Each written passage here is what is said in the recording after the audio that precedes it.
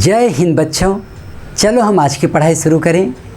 बच्चों हम आज सॉल्व करने जा रहे हैं maths standard 8 CBSE RTPS। Exercise है 6C। इसमें हम मेन बात करेंगे डिवीज़न की। अलजेब्राइक एक्सप्रेशंस में डिवीज़न कैसे किया जाएगा, हमारा डिस्कशन आज इस बात पे होगा। तो मैं यहाँ पर पहला क्वेश्चन ले रहा हूँ। जैसे पहला क्वेश्चन दिया गया है 6C में 51x the cube y the power 4 we have to divide by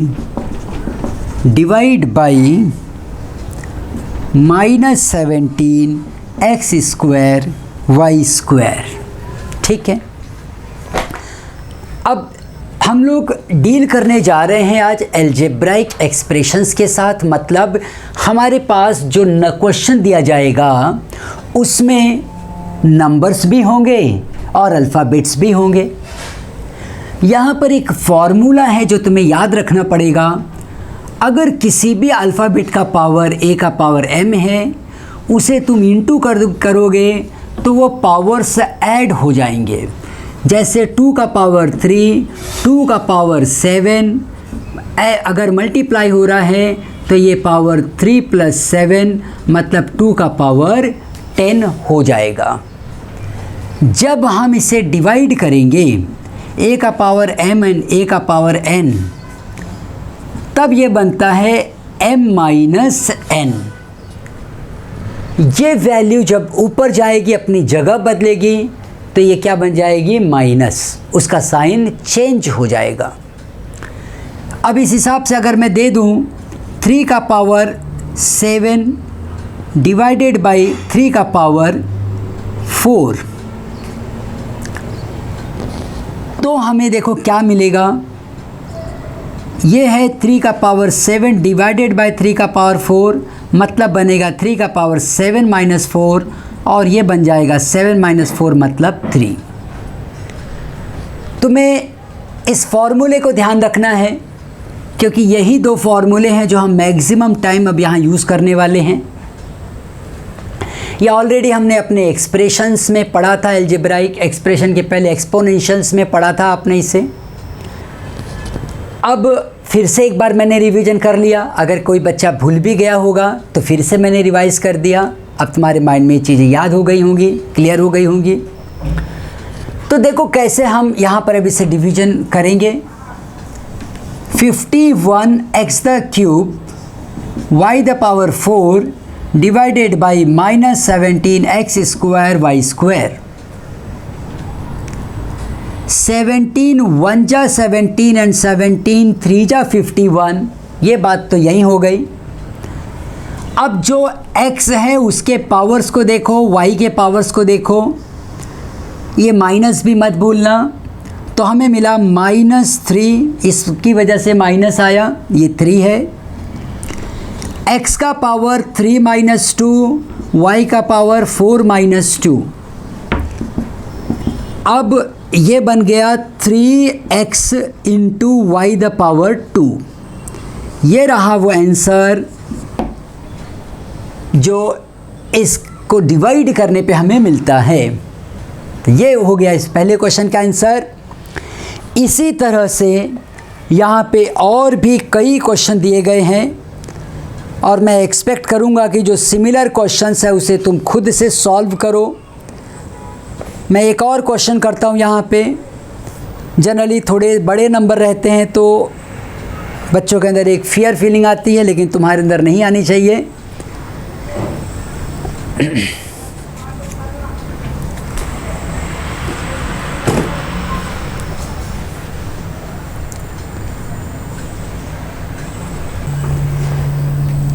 ये मैं 5th क्वेश्चन ले रहा हूँ तुम्हारी टेक्स्ट बुक में से। 700x the cube y the square we have to divide by 25xy। ये भी देखो प्रीवियस क्वेश्चन की ही तरह है। -700 X cube Y square we have to divide by 25xy।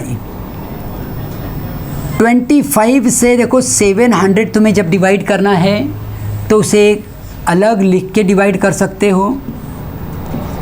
25 2 जा 50, 3 जा 75 हो जाएगा, तो 2 जा से चलो 50, ये 0 आ गया, 7 - 5 2 आ गया, ये एक 0 अपने आप नीचे आएगा। 25 8 जा 200 हो जाएगा। ये तुम कैलकुलेशन करके देखो, 25 × 8, 8 5 जा 40 का 4, 8 2 जा 16 एंड 4 20। तो इस तरह से कंफर्म कर लो। 28 आया, तो 25 से जब इसे डिवाइड किया तो आ गया 28, माइनस ऑफ 28 होगा। x के पावर्स में देखो कैसे काम करोगे, ये 1 है, ये 1 है, तो x का पावर 3 - 1, y का पावर 2 - 1। थोड़ी सी जगह दे के लिखा करो, बहुत कंजस्टेड लिखोगे तो नंबर्स लिखने के लिए जगह नहीं बचेगी। पावर्स भी तो लिखना है, इसलिए थोड़ा सा अल्फ़ाबेट्स दूर दूर लिखेंगे। -28 x the square y the power 2 - 1 is 1। ये रहा हमारा आंसर। अब हम अगले ग्रुप की तरफ आगे बढ़ेंगे।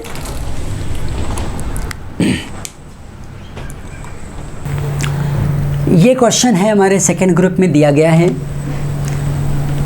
यहाँ पे देखो, इस पूरे वैल्यू को मुझे डिवाइड करना है इससे, तो मैं इसे लिख रहा हूँ 9x the power 5, 9x the power 4, 45x the power 3 divided by 9x the square. याद रखो, अलजेब्रा का रूल है a + b + c divided by k अगर है तो तुम इसे लिखोगे a/k, b/k एंड c/k। इसी अलजेब्राइक रूल को फॉलो करते हुए हम यहाँ पर लिखेंगे 9x the power 5 by 9x the square, 9x the power 4 by 9x the square, 45x the cube by 9x the square. अब आप यहाँ 9 और 9 को कट कर सकते हो, यहाँ भी 9 9 कट जाएगा। 9 5 जा 45। अब पावर्स को काम करते हैं, पावर्स में x द पावर 5 - 2 है, x द पावर 4 - 2 है, x द पावर 3 - 2। ये हो गया x का पावर 3, x का पावर 2, x का पावर 1। यहाँ पे ना कुछ बच्चे 1 लिखते हैं, वो गलत है, गलत प्रैक्टिस है, गलत नहीं है लेकिन एक प्रैक्टिस गलत है। यहाँ 1 नहीं लिखना होता है, आप कुछ भी नहीं लिखो, ये मान लिया जाता है कि वहाँ पे 1 है। तो ये है डिवीज़न, जिसमें दूसरे टाइप के क्वेश्चन हैं। इसमें क्या अलग था, पहले वाले क्वेश्चन में तुमने देखा था 51 सम नंबर्स थे, x का पावर से 3, y का power 2 divided by 17 x and y, ये सब एक एक टर्म थे। लेकिन अब उन्होंने क्या चेंज किया, जिसको डिवाइड करना है उसकी संख्या बढ़ा दी है और यहाँ पे एक ही टर्म रखा, तो भी हम उसी मेथड से गए। अलजेब्रा की इस प्रॉपर्टी को हमने यूज़ किया। अब हम आगे बढ़ेंगे और थर्ड ग्रुप के क्वेश्चंस को सॉल्व करेंगे। बच्चों, ये है हमारे पास हमारा थर्ड ग्रुप का क्वेश्चन।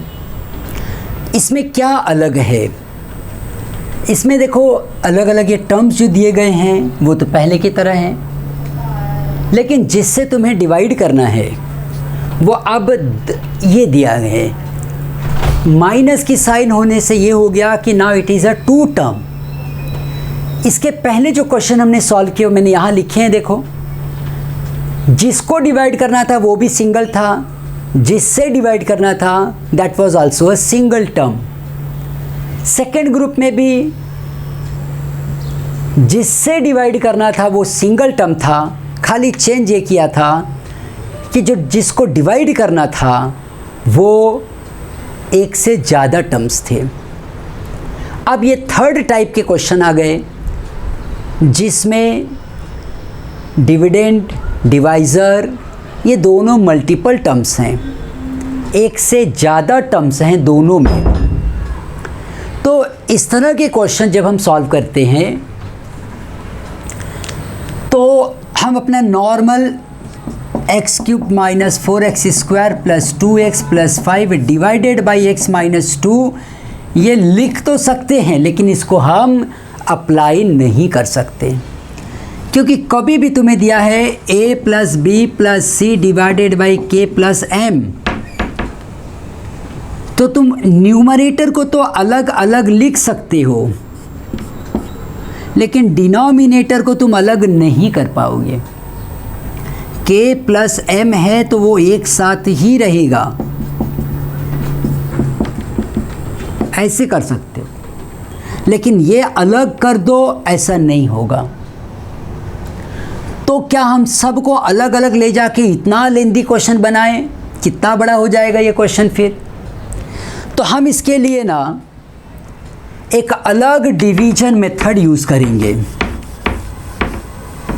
वो डिवीजन मेथड जो इसके पहले तुमने पढ़ा है नॉर्मल नंबर्स के लिए, अब यहाँ पर वही मेथड हम यूज़ करेंगे अलजेब्राइक एक्सप्रेशंस के लिए। जिसको डिवाइड करना है आप अंदर रख लो, जिससे डिवाइड करना है वो टर्म यहाँ लिख लो। अब यहाँ पे तुम्हारा रफ वर्क होगा, वो एकदम क्लियर टीचर्स को भी दिखना चाहिए, साफ सुथरा कैलकुलेशन हो, इसलिए इस लाइन को ड्रॉ कर लो। यहाँ पे पहला टर्म यहाँ पे देखो, हमें पता है कि प्लस और माइनस की साइन आ गई तो टर्म्स बन जाती हैं, अलग अलग हो जाती हैं। यहाँ पे ये पहला टर्म है, इस पहले टर्म को तुम यहाँ पे ले आओ, ध्यान से एकदम प्रोसेस समझो। पहले टर्म को उठा के मैंने यहाँ रख दिया, यहाँ से भी पहला टर्म जो भी है उसे उठा के ले आओ, मैंने यहाँ रख दिया। अब इसे तुम सॉल्व करो अपने नॉर्मल मेथड से। x का पावर 3 माइनस 1 मतलब क्या हो जाएगा, x का पावर 2। वही x का पावर 2 तुम उठा के यहाँ रखो। अब x का पावर 2 का मल्टीप्लाई करना है तुम्हें पूरे x माइनस 2 में, जिससे तुम डिवाइड कर रहे हो वही डिवाइज़र x माइनस 2 और ये x² कोशेंट है वो यहाँ लिखो। अब ये x² इस पूरे में मल्टीप्लाई होगा, x का power 2 into x minus 2x²। x² का मल्टीप्लाई पहले टर्म में किया तो ये मिला, दूसरे टर्म में मल्टीप्लाई किया तो ये मिला। हमने पढ़ा है कि जब बेस सेम रहेंगे तो पावर्स ऐड हो जाते हैं मल्टीप्लिकेशन के प्रोसेस में। तो ये बनेगा 2 + 1 विच इज़ 3 और 2x²। तो यहाँ पर x² का तुमने पूरे में मल्टीप्लाई किया। अब ला के यहाँ पे लिख दो।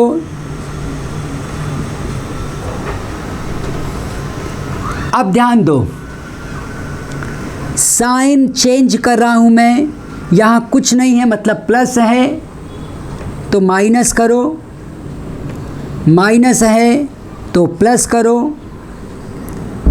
पूरा कट कर दो, इसे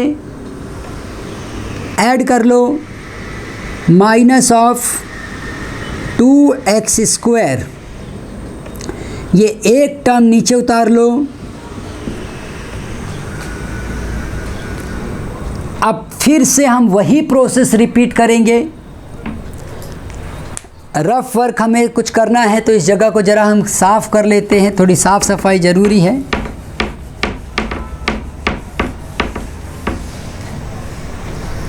देखो ये -2x स्क्वायर है, मैंने लिखा, पहला टर्म जो था वो यहाँ रख दिया।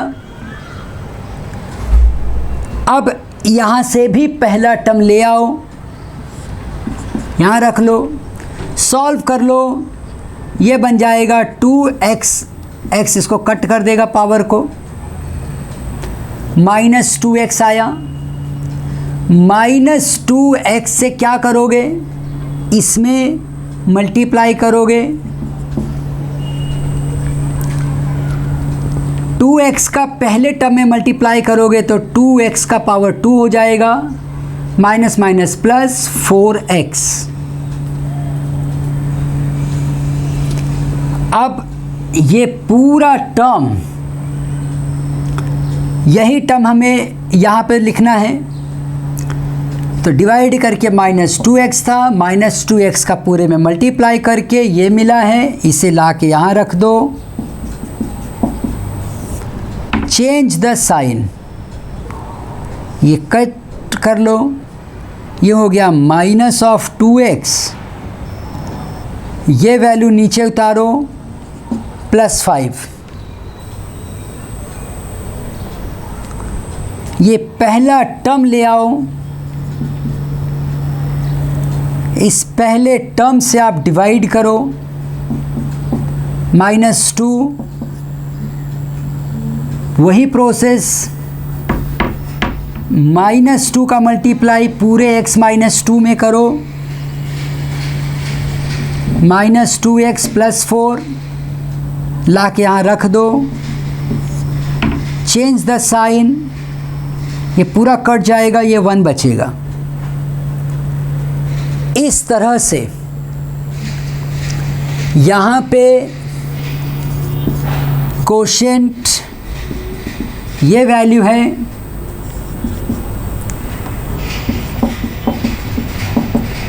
और रिमाइंडर ये वैल्यू है, उसे अलग से लिख दो, एंड रिमाइंडर इज 1। तो ये वो प्रोसेस था जिसकी मदद से हमें ये डिवीज़न करना था। तो फिर से एक बार ध्यान दो कैसे हमने ये डिवीज़न किया। पहले तो उस नंबर को लिख लिया जिसको डिवाइड करना था, फिर यहाँ पे लिखा जिस नंबर से डिवाइड करना था, डिविडेंड एंड डिवाइज़र। अब पहले टर्म को तुमने रफ पे काम करके क्वोशंट डिसाइड किया क्या आएगा, फिर मल्टीप्लाई करके पूरा लिखा, यही प्रोसेस लास्ट तक फॉलो किया। और एक बात पे तुम्हें ध्यान देना होगा, जो क्वोशंट है उसके पावर्स को देखा करो, ये 3 है, ये 2 है, ये 1 है, और यहाँ कांस्टेंट है। अगर कोई टर्म मिसिंग है तो वहाँ पे 0 लिखो, मतलब ये है कि क्यूब से स्टार्ट हो रहा है तो सारे टर्म रहने चाहिए।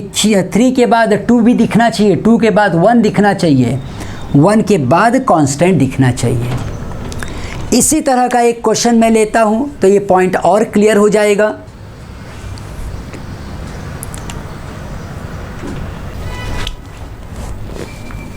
तो बच्चों ये है 4th क्वेश्चन हमारे पास, और इसमें डिवाइज़र है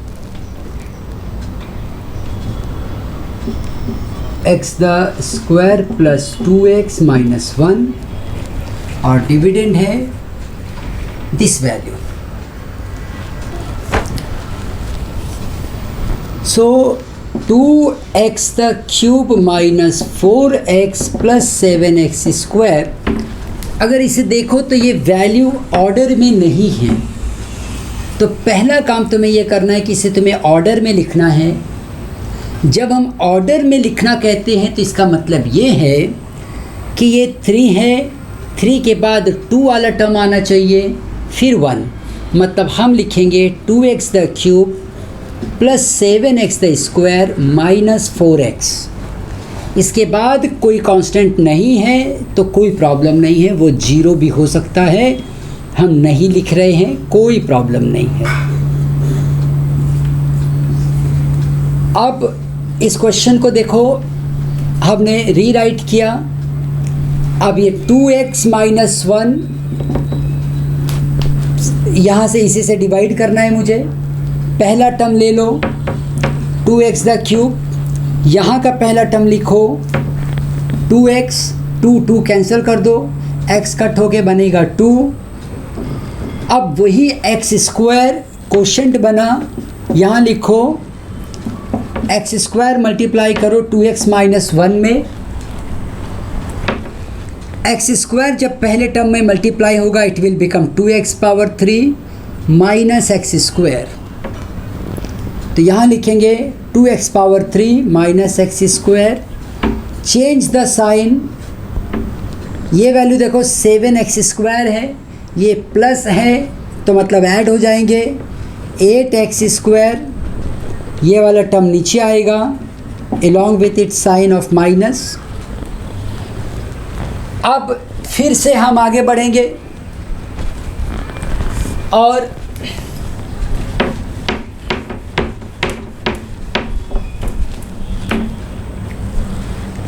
ये पहला टर्म यहाँ पे 8x है, उसे डिवाइड करो 2x से, 2 1 जा 2, 2 4 जा 8, x कट कर देगा, बचेगा 4x। तो ये आया 4x as a quotient. 4x का मल्टीप्लाई इस पूरे में करना है, 4 2 जा 8x स्क्वायर माइनस 4x, तो ये हो गया 8x square minus 4x। Change the sign, sign change किया, ये पूरा का पूरा कट गया, रिमाइंडर 0 आया। और जब कभी भी तुम्हें रिमाइंडर 0 आएगा तो तुम कह सकते हो कि this one is entirely divisible by the given term. So let's take the second question now.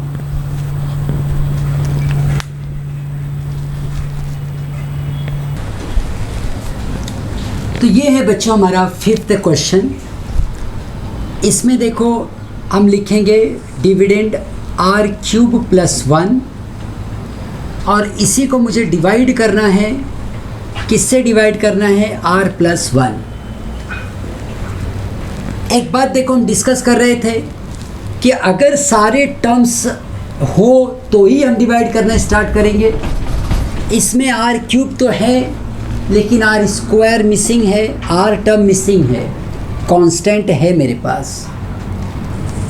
तो इसका मतलब ये है कि इस कंडीशन में हम डिवाइड नहीं कर पाएंगे। हम इस क्वेश्चन को फिर से रीराइट करेंगे, मिसिंग कंपोनेंट्स को ला के यहाँ रखेंगे। जैसे आर क्यूब है, आर स्क्वायर नहीं है तो 0 आर स्क्वायर लिखो, आर टर्म नहीं है तो 0 आर लिखो, और फिर 1 लिखो, और फिर इसे डिवाइड करो r प्लस 1 से। ये प्रोसेस तुम्हें फॉलो करना है, इस बात का ध्यान रखना है। जब तुम डिवाइड करने चलो तो डिविडेंड को देखो पहले, डिविडेंड में सारे टर्म्स ऑर्डर में हैं या नहीं। पहली बात की टर्म्स हैं कि नहीं, पहले ये देखो। अगर हैं तो ऑर्डर्स में है कि नहीं। ऑर्डर मतलब हाईएस्ट पावर से शुरू करोगे, फिर लोअर पावर की तरफ जाओगे। जो भी मिसिंग होगा उसे 0 करके लिख लो। अब ये आर क्यूब ले लो,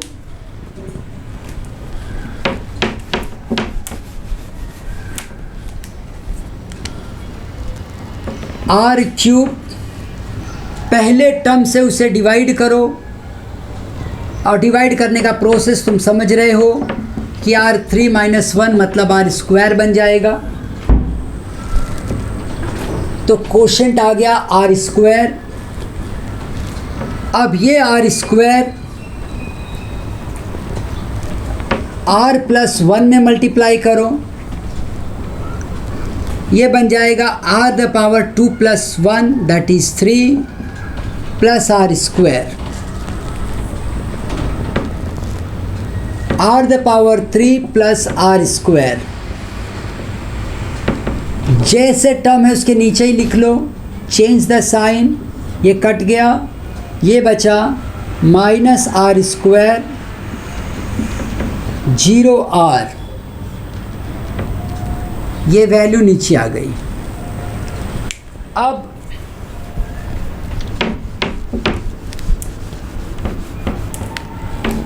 फिर से पहला टर्म देखो, यहाँ से यहाँ ले चलो, यहाँ से पहला टर्म ले आओ, सॉल्व करोगे तो बनेगा -R, वो -R तुम यहाँ लिखो।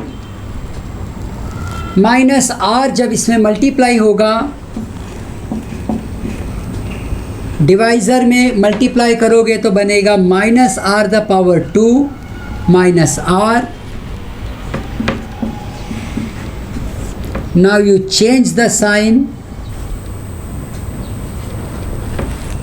ये R पॉजिटिव में है, 1 को नीचे ले आओ, +1, R को इस R से डिवाइड करो, you are getting 1, +1 लिख लो, +1, now you multiply here, you are getting R+1, ये कट गया, 0 0 आ गया। और जब कभी 0 आया तो हम क्या कहेंगे, it is completely divisible because the remainder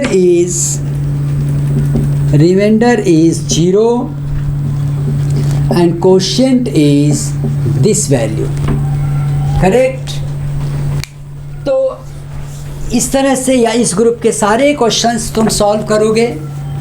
किसी भी क्वेश्चन में डाउट है तुरंत कमेंट्स में पूछो। अब हम अगले क्वेश्चन की तरफ आगे बढ़ेंगे, दैट इज 4th क्वेश्चन।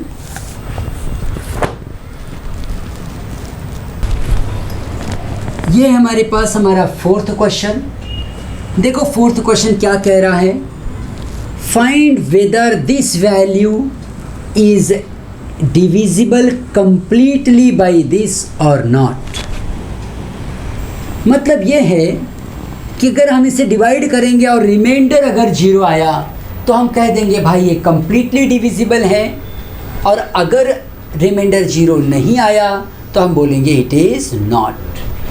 तो हम यहाँ पर पहले तो इस डिविडेंड को लिख लेते हैं, 2a³ + a² - 5a + 2, और इसको चेक कर लो क्या सारे टर्म्स हैं।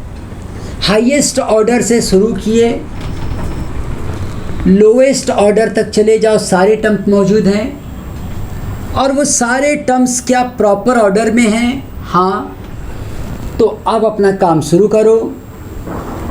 यहाँ पे कोशेंट लिखो 2a + 3, पहला टर्म यहाँ पे उठा लो,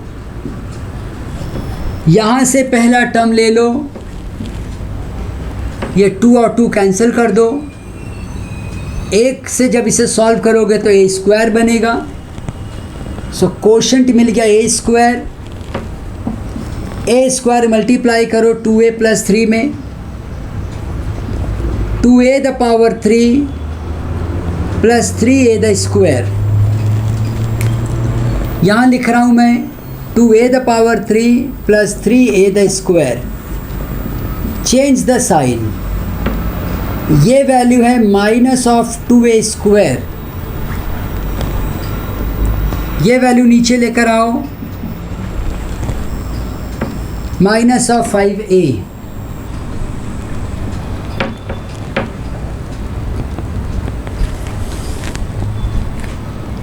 फिर यहाँ से वही काम हम करेंगे,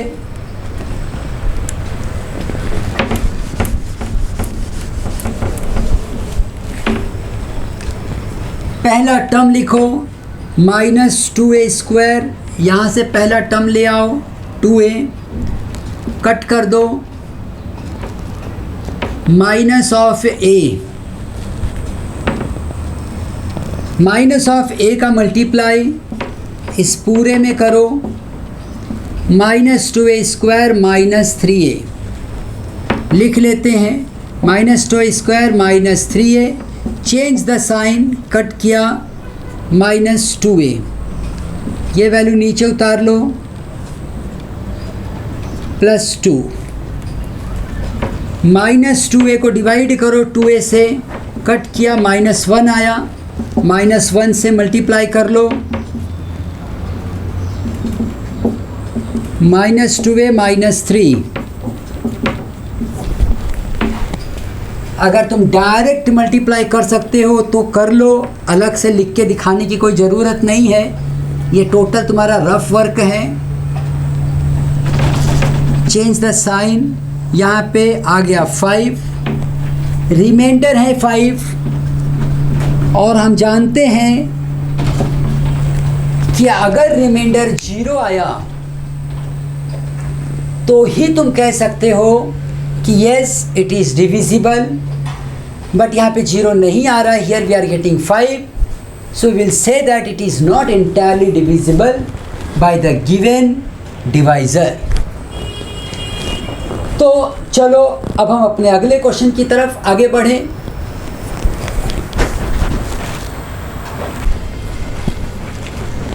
ये देखो क्वेश्चन 5th हमसे क्या कह रहा है, given the length of the rectangle is this much and the area of the rectangle is this much. एक रेक्टेंगल दिया गया है और इस रेक्टेंगल की लेंथ वैल्यू x-2 और इसकी एरिया दी गई है 6x² -5x -14।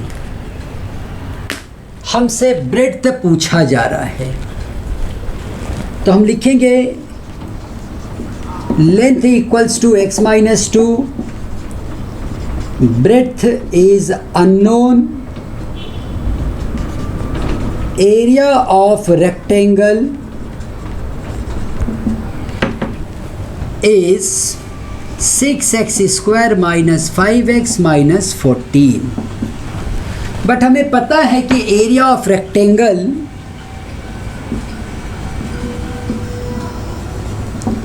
यह हमेशा लेंथ इंटू ब्रेड्थ होता है।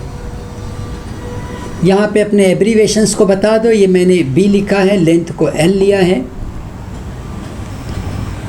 तो लेंथ इंटू ब्रेड्थ एरिया था, तो length into breadth x-2 into breadth is 6x² -5x -14. So breadth value is going to be 6x² -5x -14 divided by x-2। अब ये डिवाइड करना है मुझे, डिनोमिनेटर में जो है वो 2 टर्म्स हैं, तो ऑफ कोर्स हमें ट्रेडिशनल वे से चलना पड़ेगा। 6x² यहाँ दिखेगा तुम्हें, मैं अब ये पार्ट मिटा देता हूँ सो दैट पूरी वर्किंग तुम देख पाओ।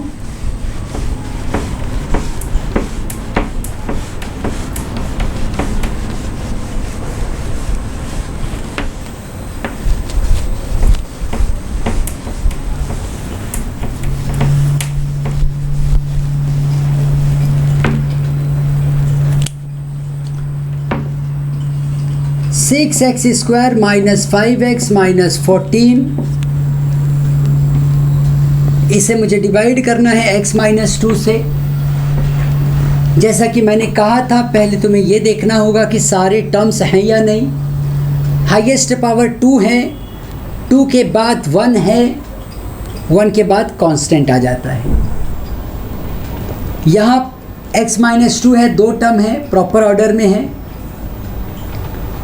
अब यहाँ का पहला टर्म ले लो 6x², यहाँ का पहला टर्म ले लो x, इसे कट कर दिया, 6x बचा, वही 6x तुम यहाँ लिख लो, 6x का मल्टीप्लाई x माइनस 2 में करो, 6x स्क्वायर माइनस 12x, वो वैल्यू लाके यहाँ लिख दो, चेंज द साइन, यह आया 7x, यह आया 14। पहला टर्म 7x है, पहला टर्म x है, कट कर दो, 7 मिला, प्लस 7 लिखो, 7x माइनस 14, ये पूरा कट गया। ये जो वैल्यू आ गई वही क्या होगा, breadth. So breadth is 6x plus 7। Length हमें ऑलरेडी दिया गया था, लेंथ क्या था, x minus 2। Area of rectangle क्या है, एरिया ऑफ रेक्टेंगल है 6x स्क्वायर 5x माइनस 14। कैसे मिला था, लेंथ इंटू ब्रेड्थ करके इन दोनों को मल्टीप्लाई किया था तो ये मिला था मुझे। तो हमें ब्रेड्थ पूछा गया था और ये ब्रेड्थ हमने बता दिया। तो कैसे हमने इस क्वेश्चन को देखो सॉल्व किया,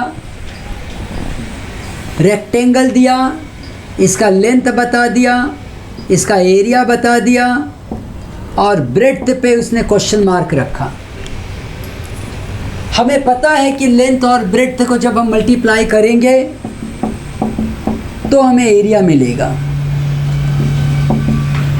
एरिया को जब तुम लेंथ से डिवाइड करोगे, एरिया को जब तुमने लेंथ से डिवाइड किया तो जो मिला कोशेंट वही क्या है, ब्रेड्थ। तो चलो अब हम अपने अगले क्वेश्चन की तरफ आगे बढ़ें। ये है हमारा 6th क्वेश्चन। देखो क्या कह रहा है 6th question, divide this dividend 3x square 12x plus 1 by divisor x minus 1। तो हम सबसे पहले देखेंगे कि डिविडेंड में क्या सारे टर्म्स हैं, हाईएस्ट पावर 2 है, 1 है, कांस्टेंट है, ऑर्डर में भी है, ठीक है। पहला टर्म ले लो 3x स्क्वायर, पहला टर्म ले लो x, सॉल्व किया आया 3x, 3x का मल्टीप्लाई x माइनस 1 में कर लो, 3x स्क्वायर माइनस 3x, लिखो 3x square minus 3x, change the sign, add it 15x plus 1। Add करने के बाद अब ये 15x को डिवाइड करो, x से आया 15 का मल्टीप्लाई कर दिया, 15x minus 15, change the sign, यह आ गया 60। डिवाइड किया हमने, अब कह रहे हैं verify the division algorithm. Division algorithm क्या कहता है, 3x square plus 12x plus 1 is actually quotient. जो कोशेंट दिया गया है 3x प्लस 15, उसमें x माइनस 1 मल्टीप्लाई करो, रिमाइंडर ऐड करो। ये था डिविडेंड, ये है कोशेंट, ये है डिवाइज़र और ये है रिमाइंडर। तो चलो हम इसको वेरीफाई कर लेते हैं कि क्या कोशेंट में डिवाइज़र मल्टीप्लाई करके रिमाइंडर ऐड करेंगे तो क्या हमें ये डिविडेंड वैल्यू मिल रही है। चलो चेक करें।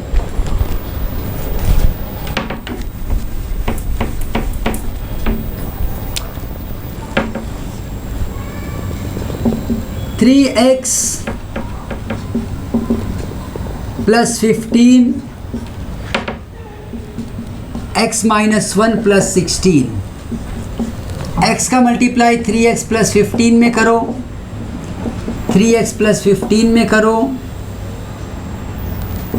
प्लस 16 लिख लो। 3x square plus 15x minus 3x minus 15 plus 16, 3x square plus 12x plus 1। ये वही वैल्यू है जो डिविडेंड में हमें दिया गया है, लिख दो हेंस वेरीफाइड। ठीक, तो इस तरह से बच्चों हमने अपने 6th क्वेश्चन को कंप्लीट किया। और इस तरह के सारे क्वेश्चन जितने भी हैं एक्सरसाइज की आप प्रैक्टिस करो। किसी क्वेश्चन में तुम्हें डाउट लगता है, डिफ़िकल्टी लगती है, कमेंट्स में पूछो, उसका सॉल्यूशन बना के मैं तुम्हें दूंगा। बट प्रैक्टिस तुम्हें करनी ही पड़ेगी। जब तक तुम प्रैक्टिस करोगे तभी तक तुम कोई भी चीज़ सीख सकते हो। तो practice is the compulsory thing. तुम्हें खुद से बिना कहीं वीडियो देखे, बिना कोई सॉल्यूशन देखे अपने मन से ट्राई करना है। जब तुम्हें कोई चीज़ नहीं समझ आ रही है उसके लिए फिर तुम सॉल्यूशंस देखो, वीडियोस देखो, स्कूल में टीचर से, ट्यूशन में टीचर से पूछो, डिस्कस करो, जो भी डाउट्स है उसे क्लियर करो, उसके पीछे पड़ जाओ, वो ज़रूर कंप्लीट हो जाएगा, ज़रूर से ज़रूर वो क्लियर हो जाएगा। तो खूब मेहनत से पढ़ो बच्चों, खूब जम के खेलो।